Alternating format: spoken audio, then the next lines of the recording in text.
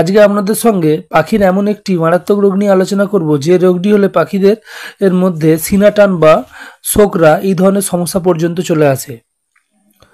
তো মূল বিষয়বস্তুতে যাওয়ার আগে আপনাদের কাছে একটি ছোট্ট আবেদন থাকবে, যারা এখনো পর্যন্ত আমার চ্যানেলটিকে সাবস্ক্রাইব করেননি তারা অবশ্যই আমার চ্যানেলটিকে সাবস্ক্রাইব করে পাশে থাকা বেল আইকনটি টিপে দিন, যাতে এই ধরনের ইনফরমেটিভ ভিডিও আপলোড হওয়ার সঙ্গে সঙ্গে যেন আপনাদের ফোনে নোটিফিকেশনের মাধ্যমে সেই ভিডিওটি পৌঁছে যায়।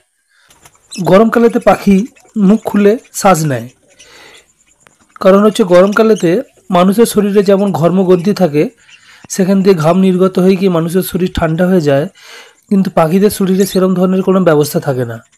সেই জন্য কি হয়, পাখিদের শরীরের ভিতরের গরম হাওয়াটি তারা র্যাপিডলি বিথের মাধ্যমে শরীর থেকে বার করে দিয়ে শরীরকে ঠান্ডা করে। তো সেই জন্য পাখিরা হাঁ করে শ্বাস নেয় এবং র্যাপিডলি বিথ নেয়, মানে হচ্ছে খুব ঘন ঘন শ্বাস নেয়। তো এটা স্বাভাবিক ব্যাপার, কিন্তু দেখবেন যখন গরম নেই, হয়তো শীতকাল বা এমন ওয়েদার আছে, সেই সময়তে কোনো পাখি হয়তো হাঁপাচ্ছে না, স্পেসিফিক কোনো একটি পাখি হাঁপাচ্ছে, তাহলে জানবেন ওই পাখিটির ফুসফুসের সংক্রমণ বা লাং ইনফেকশান হয়েছে, বা রেসপিরেটরি ইনফেকশানও বলা হয় ওইটাকে। তো পাখির যদি ফুসফুসের সংক্রমণ বা লাং ইনফেকশান হয়, তাহলে আপনারা কিভাবে ট্রিটমেন্ট করবেন আজকে আপনাদের সঙ্গে সেটা নিয়ে আলোচনা করব। তো ওয়েদার ঠান্ডা আছে, হয়তো শীতকাল, সেই সময়তে যদি পাখির মধ্যে যদি দেখতে পান যে পাখিরা র্যাপিডলি ব্রিথ করছে, তাহলে জানবেন যে ওই পাখিটি লাং ইনফেকশন বা ফুসফুসের সংক্রমণে আক্রান্ত হয়েছে। তো আপনারা কি ট্রিটমেন্ট করবেন? তো প্রথমত আপনাদেরকে বলে দিই, এটার জন্য আপনাদের একটা ক্যাপসুল লাগবে। সেই ক্যাপসুলটি হচ্ছে হিউম্যান ক্যাপসুল। ক্যাপসুলটির কম্পোজিশন প্রথমে বলে দেব। তো সেটা হচ্ছে, কম্পোজিশনটি হচ্ছে অ্যামক্সিসাইক্লিন ট্রাইহাইড্রেট। তো ভারতে যারা আছেন তারা মক্স 500 নামে এই ক্যাপসুলটি পেয়ে যাবেন, আর যারা বাংলাদেশে আছেন তারা এই কম্পোজিশন অনুযায়ী কোনো একটি ক্যাপসুল, হিউম্যান ক্যাপসুল আপনারা সংগ্রহ করে নেবেন। করে নিয়ে ওটাকে 8 ভাগের 1 ভাগ সকালে 1 ভাগ দেবেন, বিকালে 1 ভাগ দেবেন, এবং বাকি অংশটিকে একটি এয়ারটাইট কোনো একটি পাত্রের মধ্যে রেখে দেবেন, যাতে ওষুধটি ভালো থাকে।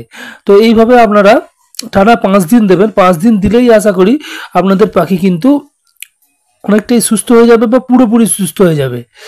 এবার যেহেতু এটি একটি অ্যান্টিবায়োটিক, এই অ্যান্টিবায়োটিকটি প্রয়োগ করার পরেতে আপনারা 2 থেকে 3 দিন কোনো একটি ভালো প্রোবায়োটিকের কোর্স করিয়ে নেবেন, কারণ অ্যান্টিবায়োটিক দেওয়ার পরে প্রোবায়োটিক দেওয়া খুবই দরকার।